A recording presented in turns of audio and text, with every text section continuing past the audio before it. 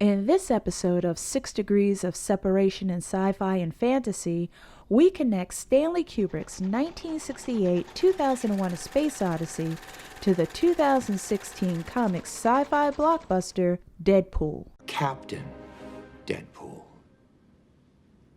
No, just Deadpool.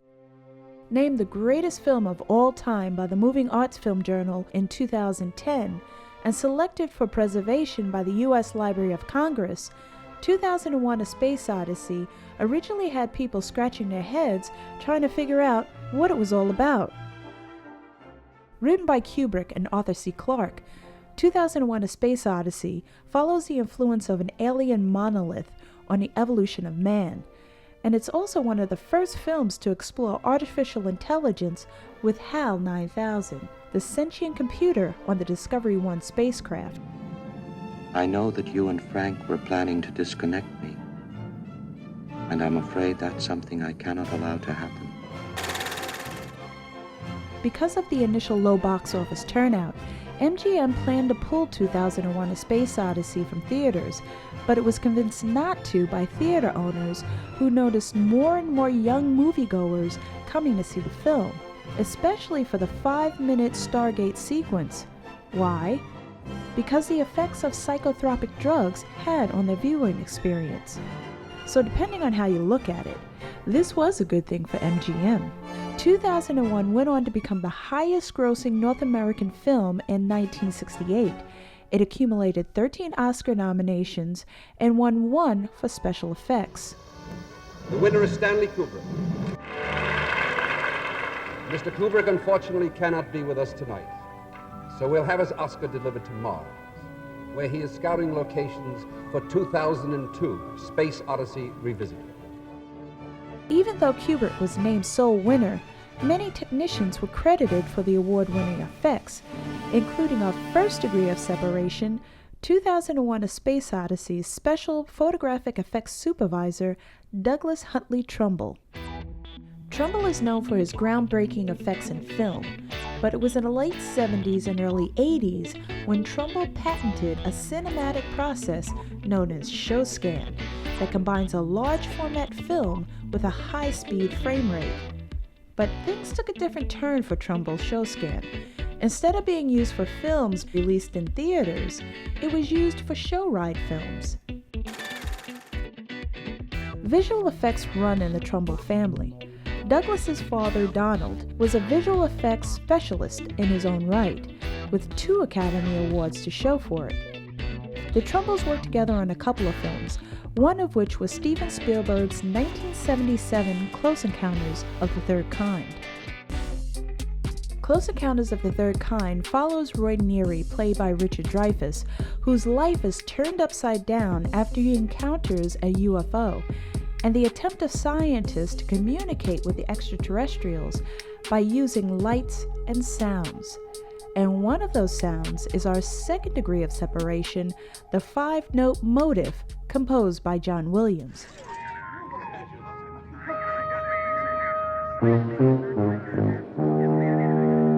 During the preview of Close Encounters, the audience apparently didn't like the choice of music Spielberg chose for the closing credits, When You Wish Upon a Star from Pinocchio. He then replaced the song with an orchestral version of the 5-note melody. The 5-note melody was not the only way humans and aliens communicated. The hand signals used in the film are used to teach the solfege scale.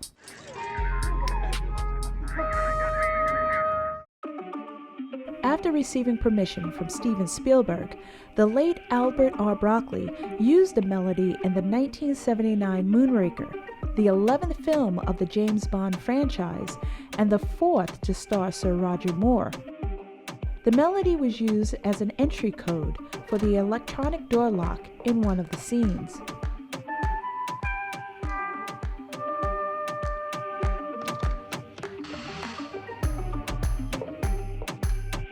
James Bond films have been around for over 3 generations, and Moonraker is the only film of the franchise in the sci-fi genre. In Moonraker, James Bond is sent on a mission to investigate the theft of a space shuttle and discovers a plot to wipe out most of the world's population, leaving the left to be controlled by a master race. The shuttle in Moonraker was modeled after NASA's Columbia Space Shuttle. However, at the beginning of filming, NASA had not officially finalized the design, but since there weren't subsequent changes, the shuttle in Moonraker was considered an accurate rendition. As with all James Bond films, Moonraker delivers the action we've come to expect. In the opening scene, James Bond is pushed out of a plane and has to fight for a parachute in midair. And it is in this scene we take our plunge with our third degree, Jack Lombard, Moonraker's skydiving stunt double. In this scene, Jack and the other stuntman, B.J. Worth, wear parachutes concealed under their suit jackets, which have to be removed before the actual chutes can be deployed. Considering the small amount of freefall time, the scene required 88 jumps over a 5-week period to film. Throughout his long career, Jack Lombard has been credited for his work on many films, including the 2001 remake of The Planet of the Apes, directed by Tim Burton, starring Mark Wahlberg. Even though Planet of the Apes was plagued with what some considered a confusing plot and ending, it didn't fall short of stunt-filled scenes. Planet of the Apes earned over triple its budget at the box office and accolades for its makeup and costumes, winning a BAFTA for each. As quoted by the late Roger Ebert of the Chicago Sun-Times, the movie is great looking. The set and locations give us a proper sense of awe. And that proper sense of awe is what leads us to our fourth degree of separation, Lake Powell. The second largest man-made reservoir, Lake Powell was formed in the late 50s, early 60s after a newly constructed Glen Canyon Dam backed up the Colorado River and flooded the Glen Canyon. Lake Powell stretches 186 miles from North Arizona to southern Utah and today is one of the major vacation spots in the U.S., attracting 2 million visitors a year. In 2016, the space station, with the use of the EarthCam, took this picture of Lake Powell. The EarthCam, which is part of the Sally Ride EarthCam program, is designed to teach middle school students around the world about the Earth from the perspective of space. With its steep sandstone walls, Lake Powell has become the backdrop for a number of TV shows and films, including Doctor Who, The Planet of the Apes, the 1968 original, and the 2001 remake. It is also the location for the 2012 John Carter, directed by Andrew Stanton, starring Taylor Kitsch as John Carter, and Lynn Collins as the Princess Dejah Thoris. Based on the first book of the Barsoom series, A Princess of Mars, written by Edgar Rice Burroughs, John Carter tells the story of a former Civil War captain who is transported to the planet Barsoom and finds himself in the middle of a centuries-old war between the two cities of Helium and Zodanga. You will fight for us! And a plot of the Therns to bring the world of Barsoom to its doom. There are a number of familiar faces of sci-fi and fantasy that can be found in John Carter. But it is Taylor Kitsch and Lynn Collins who, as mutants, starred in the 2009 X-Men Origins Wolverine. However, it was Wolverine, played by Hugh Jackman, who caught the eye of Lynn Collins' character, Kyler Silverfox. It wasn't just the grand locations, graphics, costumes, and cute space dogs that helped set the tone for John Carter. It was also the music scored by our fifth degree of separation, Oscar-winning composer Michael Giacchino. Michael Giacchino may not be a familiar name to most sci-fi and fantasy fans, but his music has made an impact on video games, movies, and TV shows, with 5 Annie Awards, a Primetime Emmy, Golden Globe, 3 Grammys, a BAFTA, and an Oscar to show for it. In the late 90s, Steven Spielberg hired Michael to compose the music for the Lost World Jurassic Park video game, which became the first PlayStation game to have a live orchestral score. Between 2008 and 2013, Michael Giacchino composed music for 74 episodes of the hit sci-fi TV show Fringe, created by J.J. Abrams, Alex Kurtzman, and Roberto Orci. For 5 seasons, Fringe exposed mysteries of the unexplained and parallel universes with the help of Fringe Science, The Observer, and Gene the Cow. Is that a cow? Yeah, that's Gene. So before we get into our final degree of separation, let's recap. Let's count them down.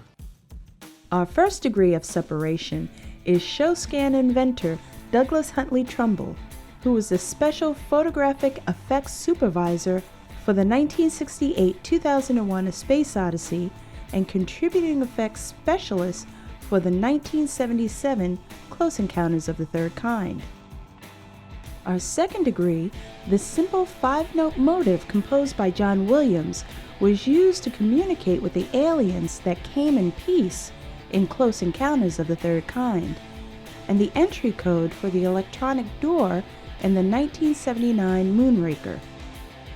And falling over and over and over again is our third degree of separation, Moonraker's stunt double, Jack Lombard, who is also part of the stunt team for the 2001 remake of The Planet of the Apes.